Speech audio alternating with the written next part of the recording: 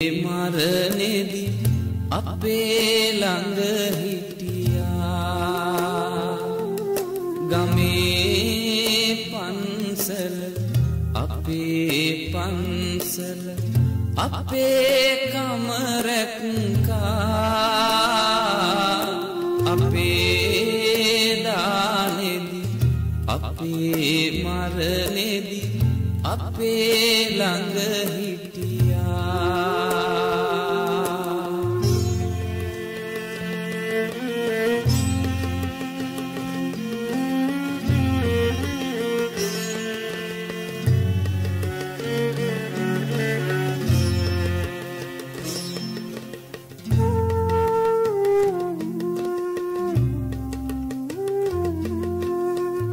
අපේ ගම්වල අපේ දරුවන් සසුන්ගත කරවා නිවන් පුරවැද නිවී සැනහෙන මාවතේ යව්වා ගමේ පන්සල අපේ පන්සල අපේ කමරක්කා.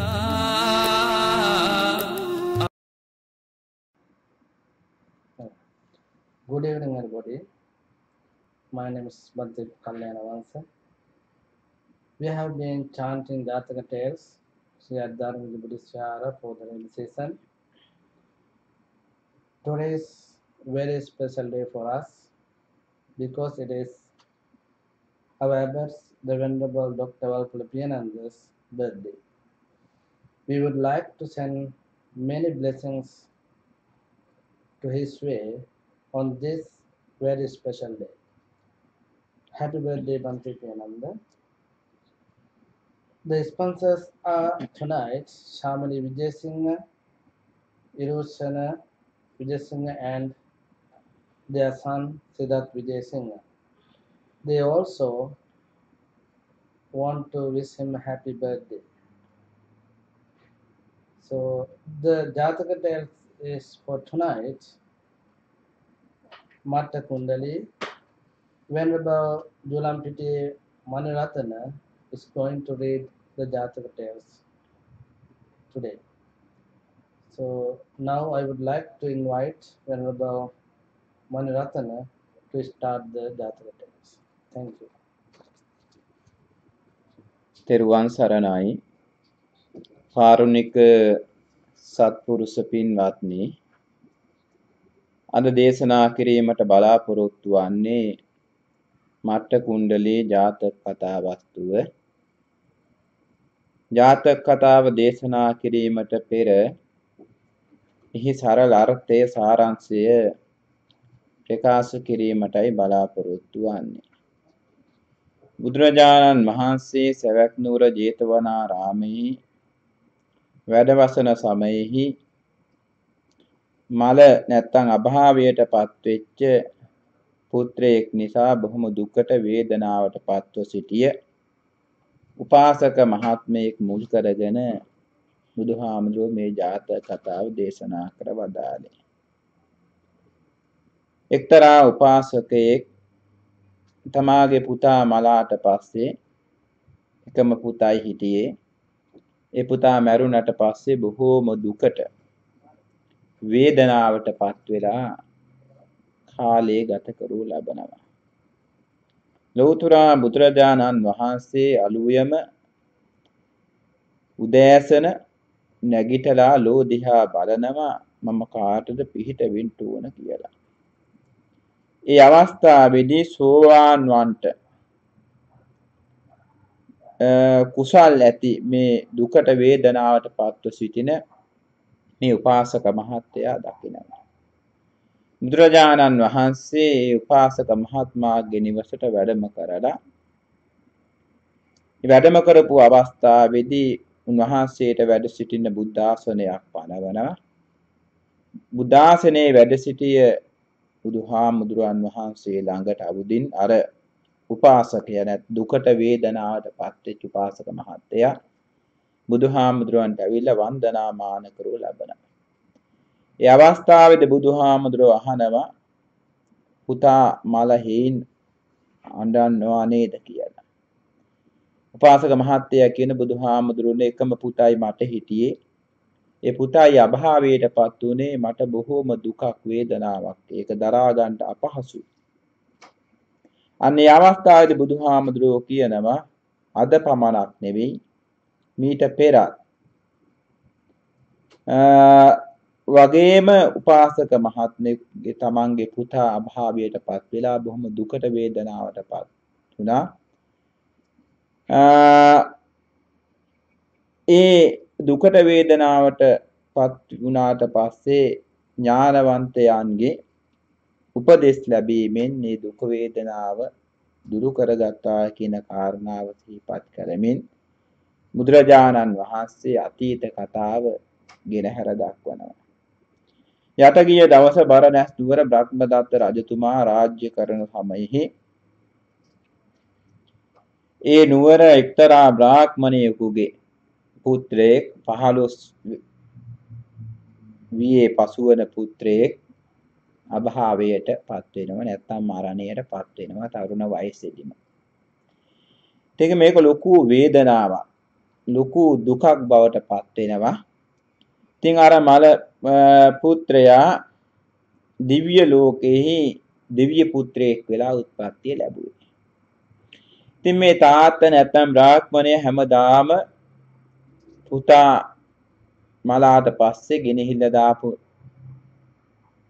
ඒ සෝහන ගාවට ගිහිල්ලා නැත්නම් ඒ කනත්තට ගිහිල්ලා හැමදාම ගිහිල්ලා බොහෝම දුකින් වේදනාවෙන් මේ වලේ වටේ ඇවිදිමින් දුකට වේදනාවටපත් වෙලා කාලය ගත කරනවා. මේ දිව්‍ය පුත්‍රයා කල්පනා කරන මට කුමක් හෝ කුසලයක් නිසා පිනක් නිසා මට දිව්‍ය ලෝකේ දිව්‍ය පුත්‍රයෙක් වෙලා උත්පත්තිය ලබන්නට වාසනාවක් ලැබුණා. මගේ තාත්තා කෙසේ ජීවත් වෙනවාද කියලා ලෝදිහා බලනවා. ඒ අවස්ථාවේදී තාත්තා තමන්ගේ අභාවයෙන් නිසා බොහොම දුකට වේදනාවටපත් වෙලා ඉන්න ආකාරය දකිනවා. අනේ අවස්ථාවේ මේ දිව්‍ය පුත්‍රයා මට්ට කුණ්ඩලී විස් අරගෙන තාත්තයින්ට පෙර සුසානයට ඇවිල්ලා බොහොම වේදනාවෙන් දුකින් ඉන්නවා. අර තාත්තා අඬ විශේෂයෙන්ම සොහනට ආවට පස්සේ අහනම ඇයි මේ අඬන්නේ කියලා අර දිව්‍ය පුත්‍රයා නැත්තම් මට්ට කුණ්ඩලී වේශය අරගෙන ආපු දිව්‍ය පුත්‍රයා තම තාත්තගෙන් නැත්තම් ඒ බ්‍රාහ්මණයාගෙන් අහනවා. ඒ අවස්ථාවේ බ්‍රාහ්මණයා කියන මට එකම පුතයි හිටියේ මගේ පුතා අභාවයටපත් වුණා. ඒ දුකින් වේදනාවෙනුයි මම මේ අඬන්නේ වැළපෙන්නේ. ඒ අවස්ථාවේදී නැවතත් බ්‍රාහ්මණයා අහන උඹ අඬන්නේ ඇයි කියලා. ඒ අවස්ථාවේදී කියනවා මම දේවතාවෙක් මට රත්රුවන් රත මැදිරිය ලැබුණා. ඉතින් ඒ නිසා ඒ රථයට මට අවශ්‍යයි රෝද දෙකක්. ඉතින් ඒ රෝද දෙකට මම ඉරයි හඳයි ගන්න බලාපොරොත්තු වෙන්නේ. ඉතින් මට අන්න ඒක අවශ්‍යයි කියලා. ඒ අවස්ථාවේදී කියනවා ඒ දෙක කොහොමද ගන්නෙ? වාහන රථයට කියලා. ඒ අවස්ථාවේදී කියනවා ඒක ගන්න බෑ. ඒකෙන් හැදීමෙන් වැළපීමෙන් කිසිදු පළක් නැහැ කියලා. අන්න ඒ අවස්ථාවේදී කියන මම අඬන්නේ වැළපෙන්නේ මම පේන දෙයක් ඉල්ලලා. නමුත් උඹ අඬන්නේ තමන්ගේ පුතා මැරිලා කොහේ ඉපදිලාද කියලාවත් දන්නේ නැහැ. නමුත් දක්පේන්නත් නැහැ. උඹ අඬනවා ඒකෙන් කිසිදු පළ ප්‍රයෝජනයක් නැහැ. මල කෙනෙක් වෙනුවෙන් හැඳීමෙන් දෙදීමෙන් කිසිදු පළ ප්‍රයෝජනයක් නැහැ කියලා අර දිව්‍ය පුත්‍රයා කියනවා. අන්න මේ උපදේශය නැත්තම් මේ මනාව වටහාගත්ත අර විශේෂයෙන් බ්‍රාහ්මණයා තමන්ගේ දුක ශෝකය තුනී කරගත්තා. ඒ අවස්ථාවේදී අර මට්ට කුණ්ඩලී වෙස්ගත් දිව්‍ය පුත්‍රයා කියනවා මම තමයි ඔබේ පුත්‍රයා කියලා. එසේ කියලා දිව්‍ය ලෝකෙට ඒ දිව්‍ය පුත්‍රයා යනවා. ඉතින් ඊට පස්සේ අර බ්‍රාහ්මණය තමන්ගේ ගෙදරට ගිහිල්ලා දානමාන ආදී කුසල් කරලා බොහෝ පින් දහම් කරලා මිය පරලෝ යන්ට යෙදුණා. ඉතින් මේක තමයි මට කුණ්ඩලී ජාතක කතා වස්තුව. ඉතින් මේ ජාතක කතාවෙන් බොහෝ ආදර්ශ අපට ගන්න පුළුවන් කමක් තිබෙනවා. අපි දන්න බොහෝ දෙනෙක් ජීවිත කියන්නේ සදාකාලිකව අපට ජීවත් වෙන්න බෑ. කුඩා කාලේ, තරුණ කාලේ, මහලු කාලේ මරණයටපත් වෙන්න පුළුවන්. නමුත් එයින් ඇඳීමෙන්, දෙදීමෙන්, වැළපීමෙන් කිසිදු පළ ප්‍රයෝජනයක් නැහැ කියන පණිවිඩය උපදේශනේ මේ අපට ලැබෙනවා. ඒ නිසා හැමදිනම බොහෝම කරුණාවෙන් මෛත්‍රියෙන් යුක්තව ජාතක කතාව ශ්‍රවණය කරමු. නමෝ තස්ස භගවතෝ අරහතෝ සම්මා සම්බුද්දස්ස. නමෝ තස්ස භගවතෝ අරහතෝ සම්මා සම්බුද්දස්ස. නමෝ තස්ස භගවතෝ අරහතෝ සම්මා සම්බුද්දස්ස. තවද සංසාර ප්‍රතිස්ථාව සර්වඥයන් වහන්සේ ජේතවනාරාමයේ වැඩ වසන සමයෙහි එක් පුත්‍රයෙකු මල ශෝකයෙන් ඉන්නා උපාසකයෙකු අරභයා මේ ජාතකය වදාළසේක.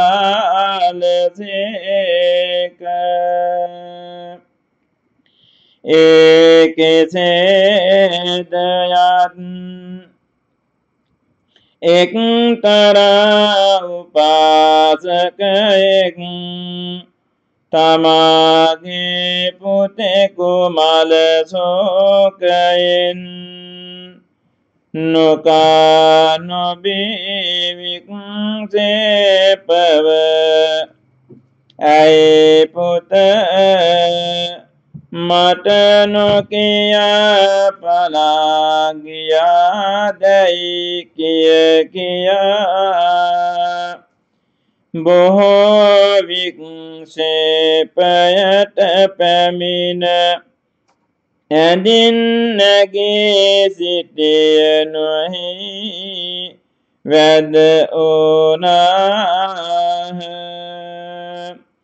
එක් දවසක් සරුවඥයන් වහන්සේ අලුයම් වේලයෙහි මහා කරුණා සමාපත්තියෙන් සමවැද ලොව බලා වදාරනසේක්. එකියන උපාසකයා සෝවාන් වන්ට නිසි හේතු ඇති නියාව දැක වදාරා. සෙවැත් නුවර සිඟාවල දාපස්වරු භාගයෙහි අනදසාමීන් පසු මහන කොට කියන උපාසකයාගේ ගෙට වැඩිසේක. එකියන පුරුෂයාගේ ගේ මනුස්සයෝ සරුවඥයන් වහන්සේ වැඩ හිඳින ලෙස බුද්ධාසනයක් පනවා එකියන පුරුෂයා අතපය ඔලොම්බාගෙන ඔත් සරුවඥයන් වහන්සේ ළඟ පෑ. සරුවඥයන් වහන්සේ ඇය පුරුෂය තායක පුතෙකුට ඇඬුයේ දැයි වදාළ කල්හි එසේය ස්වාමීනි මාගේ ඇත්තේ එකම පුත්‍රයාය එසේහෙයින් මට කීකරුය එසේහෙයින් සෝකයෙන් ඇඩෙමි කීයේය එවිට සරුවඥයන් වහන්සේ පළමුත් බ්‍රාහ්මණයෙන් තොපසේම පුත්‍ර ප්‍රේමයෙන් අදාසෝගාතුරව උන් අවස්ථාවෙත් උත්තමයන්ගේ බල්ගිවිත සෝක තුනී කලෝවේදැයි වදාරා ඒකෙසේ දැයි ආදිත වූ සරුවඥයන් වහන්සේ ඉකුත් වන්දක්වා වදාළසේක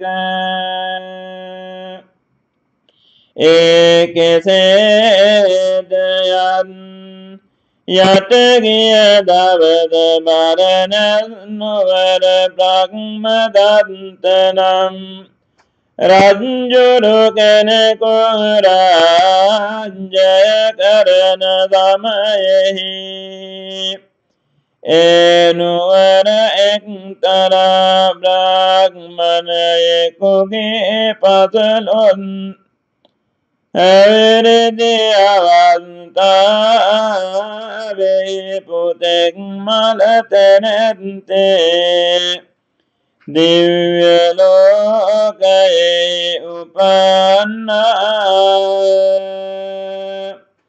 එකියන බ්‍රාහ්මණ තමාගේ පුත්‍රයාට ශෝකයෙන් අඬ අඬා නොකා නොබී දුක් විඳම දවල් පතා සුසාන භූමියට ගොස් වටතුන් විටක් ඇවිද මහත් වූ දුකින් ශෝකාතුරව වාසය කරන්නේය දිව්‍ය ලෝකයේ උපන් දිව්‍ය පුත්‍ර මම මාගේ කුසලයෙන් දිව්‍ය ලෝකයේ උපනිමි මාගේ පියාණෝ කෙසේ ඉදින්දෝ ඉසිතා දිවසින් බැලුයේය තමාගේ පියාණන් තමන්ට ශෝකයෙන් වලබෙනා නියාවදක තමන්ගේ පියාණන් සුසාන භූමියට යන්නාට පළමුවෙන් යෙමේ සිතා මත්ත කුණ්ඩලියාමෙන් සැරයි බ්‍රාහ්මණයන් සුසාන භූමියට එන්නාට පළමු කොට දිව්‍ය පුත්‍රයා සැරයි සුසාන භූමියෙහි සිටියේය එවේලෙහි කියන බ්‍රාහ්මණ තමාගේ පුත්‍රයාගෙන අඬ අඬා සුසාන භූමියෙහි ආතනත්තේ තමාගේ පුතාමෙන් සැරහි සිටි මත්ත කුණ්ඩලියා දැක බ්‍රාහ්මණ කියන්නේ මම වනයි මාගේ පුත්‍රයාට සොයෙන් නොදෙමි තොපි වනයි කවරේ දැයි විචාලේ එවිට මත්ත කුණ්ඩලී කියන්නේ මම දේවතාවෙක් වී තත්රුවන් රත මැදිරියන් ලදෙමි ඊලන්ත රත දක් දෙකෙක් නැත්තෙන් සිටියෙමි කීයේය බ්‍රාහ්මණ තොපට රත සක් දෙක රත්වලින් රෙදියෙන් යකඩින් මුතුයෙන් ලෝකදින් මණිකකින් කවරකින් නිදි කරවා දෙමි දැයි කීයේය එවිට මත්ත කුණ්ඩලී දිව්‍ය පුත්‍රයාද කියන්නේ මාගේ රත මැදිරිය ඉතා සෝභමානය එසේහෙයින් අනෙක් රත දක් දෙකකින් මට ප්‍රයෝජන නැත හිරු මඩල දඳ මඩල දෙක මට දෙවයි කීයේය බ්‍රාහ්මණ කියන්නේ මත්ත කුණ්ඩලියට උමතුව පියා දොඩවයිද ඉරු මඩල හඳ මඩල අරගෙන තුබගේ රත දකට දෙන්නේ කෙසේදැයි කීයේය එවිට මත්ත කුණ්ඩලයා කියන්නේ හිරු මඩල හඳ මඩල නැගෙන දිසාවටද බස්නා දිසාවටද යන අවදි පෙනෙන්නේය එසේ හිරු මඩල හඳ මඩල මට දුන මැනවයි කේමද උමතුව තොපගේ මලාවූ කොතනක උපන් බවත් නොදන්නා වූ පුතුණුවන්ට අඬන තොපටද උමතුවයි ඇසීය අමතුව කියන්නේ තෙපිය මම උමතුව කියන්නේ නොවෙමි කීයේය බ්‍රාහ්මණ කියන්නේ සැබෑව මත්ත කුණ්ඩලිනි කියන්නේ ඇත්තමය උමතුව දෙඩුවේ මම්මය තෙල් කලසිය ගණන්වත් කොට දල්වන්නා වූ ගින්නක් පැන් කලසිය ගණන්වත් කොට ගිනි නිව්වාසේ මාගේ සෝකාංගිනි නියෝනියයපත තොප මට කළ උපකාරය යහපතයි නිම්බේ මාගේ පුත්‍රයාද ශෝක නොකෙරෙමි බ්‍රාහ්මණයා කීයේය එවිට මත්ත කුණ්ඩලී දිව්‍ය පුත්‍රයා කියන්නේ බ්‍රාහ්මණයාණෙනි මලවුන්ට ශෝක කිරීමෙන් ප්‍රයෝජන නැත. තුපගේ මලා වූ පුතනම් මම්මයයි තමන් දක්වා ශෝක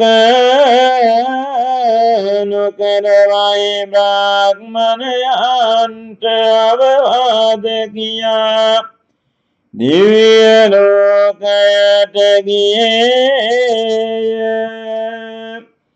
එකයන බ්‍රාහ්මණයා තමාගේ මලා වූ පුත්‍රයාට ශෝකන දානාදී කුසලයන් රැස් කොට පරලොව ගියා.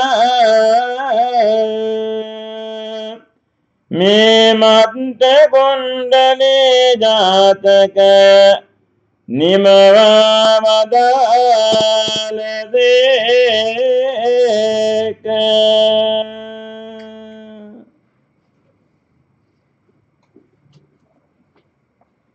Hi, I'm Andia Smith, and I will be reading the English translation. This story the master told while sojourning in Jataka about a landowner whose son had died. At Savatthi, we learned that death took a beloved son of a certain landowner who used to wait upon the Buddha. Afflicted with grief for his son, the man washed not and ate not, and neither went about his own business, nor waited upon the Buddha, only cried, "Oh, my beloved son, thou hast left me and gone before me." In the morning the master was looking upon the world, and he perceived that this man was ripe for attaining the fruit of the first path. So on the next day, after having led his followers through the city of Savatthi in search of alms, and when his meal was done, he sent the brethren away. Attended by Elder Ananda, the master walked to the place where this man lived. They told the landowner that the master had come. His household prepared a seat for the master and led the landowner into the master's presence. After he greeted the master, he sat on one side. The master addressed him in a voice tender with compassion. "Do you mourn, lay brother, for an only son?" He answered, "Yes, sir," said the master. "Long, long ago, lay brother, wise men who went about afflicted with grief for a son's death, listening to the words of the wise, and clearly discerning that nothing could bring back the loss, then felt no grief, no, not even a little." So saying, at his request, the master told a story of the past. Once upon a time, the son of a very wealthy Brahmin, at the age of 15 or 16 years, was stricken by a disease, and dying came to being again in the world of the gods. From the time of his son's death, the Brahmin would go to the cemetery and mourn for him, walking around the heaps of ashes and leaving undone all his duties. He walked about grief-stricken. As a son of the gods, he saw his father and devised a plan for consoling his misery. He went to the cemetery at that time his father was there, and taking upon himself the semblance of the man's very son, adorned with all sort of ornaments, he stood on one side, holding his head in both hands and lamenting with a loud voice. The Brahmin heard the sound and looked. The voice full of love which he bore his son stopped before him, saying, "My son, dear lad, why do you stand mourning in the midst of this cemetery?" Which he put in the words of the following stanza. "Why in the woodland art thou standing here, adorned with earrings in each ear, fragrant of sandalwood, holding out thy hands? What sorrow makes thee drop the falling tear?" And then the youth told his tale by repeating the second stanza. Made of fine gold and shining brilliantly, my chariot is wherein I used to lie. For this a pair of wheels I cannot find, therefore I grieve so sore that I must die. The Brahmin listened and repeated the third stanza. Golden or set with jewels of any kind, bronze or silver that thou hast in mind, speak but the word, a chariot shall be made, and I thereto a pair of wheels will find. Now the master himself, in his perfect wisdom, having heard the stanza repeated by the young man, repeated the first line of another. The Brahmin youth replied when he had done, while the young man repeats the remainder. Brothers, up yonder are the moon and sun. By such a pair of wheels as yonder twain, my golden cart new radiance has won. And immediately after said, Thou art a fool for this that thou hast done, to pray for that which should be craved by none. Methinks, young sir, thou needs must perish soon, for thou wilt never get the moon or sun. Before our eyes they set and rise, color and course unfailing. None sees a ghost than which is now more foolish in his wailing. So said the youth, and the Brahmin, comprehending, repeated a stanza. Of us two mourners, O most sapient youth, I am the greater fool, thou sayest truth, in craving for a spirit from the dead, like a crying child for the moon, in sooth. Then the Brahmin, consoled by the youth's words, rendered thanks to him by reciting the remaining stanzas. Blazing was I, as when a man pours oil upon a fire. Thou didst bring water, and didst quench the pain of my desire. Grief for my son, a cruel shaft was lodged within my heart. Thou hast consoled me for my grief, and taken out the dart. That dart extracted, free from pain, tranquil and calm I keep. Hearing, O youth, thy words of truth, no more I grieve nor weep. Then said the youth, I am that son, Brahmin, for whom you weep. I have been born in the world of the gods. Henceforth, grieve not for me, but give alms and observe virtue and keep the holy fast day. With this admonition he departed to his own place, and the Brahmin abode by his advice, and after much almsgiving and other good deeds, he died and was born in the world of the gods. The master, having ended this discourse, declared the truths and identified the birth. Now, at the conclusion of the truths, the landowner was established in the fruit of the first path. At that time, I myself, the son of the gods, who uttered this admonition.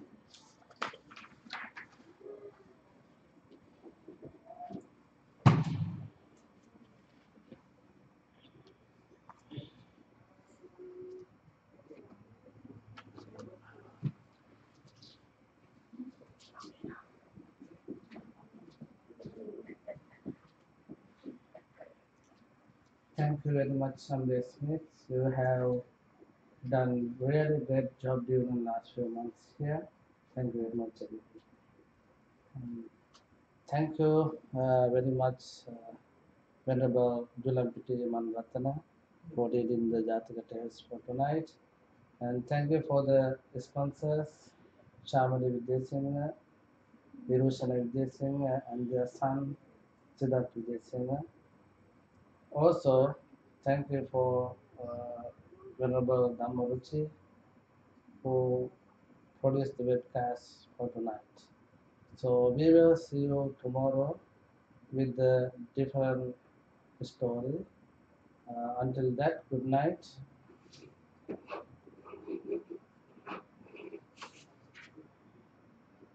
Yeah, so we would like to wish Venerable Pante Priyananda to have a blessing of the good and happy birthday.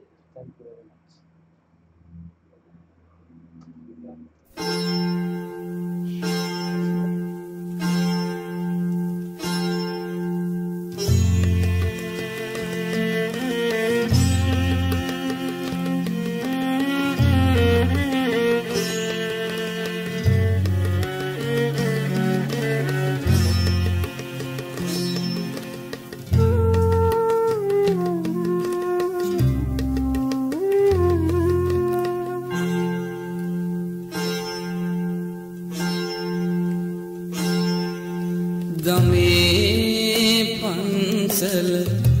අපේ පන්සල අපේ කම රැක්කා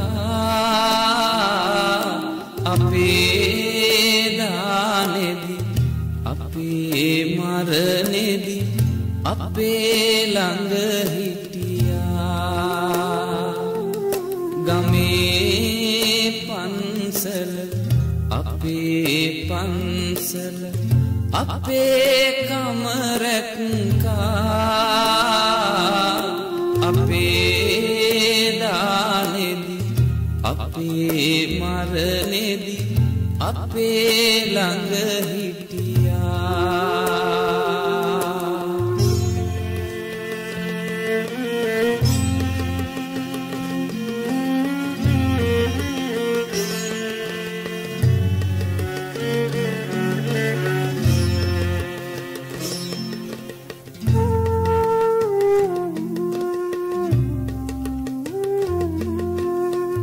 අපේ ගම්වල අපේ දරුවන් සසුන්ගත කරවා නිවන් පුරවැද නිවී සැනහෙන මාවතේ යව්වා ගමේ පන්සල අපේ පන්සල අපේ කම රැක්කා අපේ දානෙදි අපේ මරණෙදි අපේ ළඟ හිටියා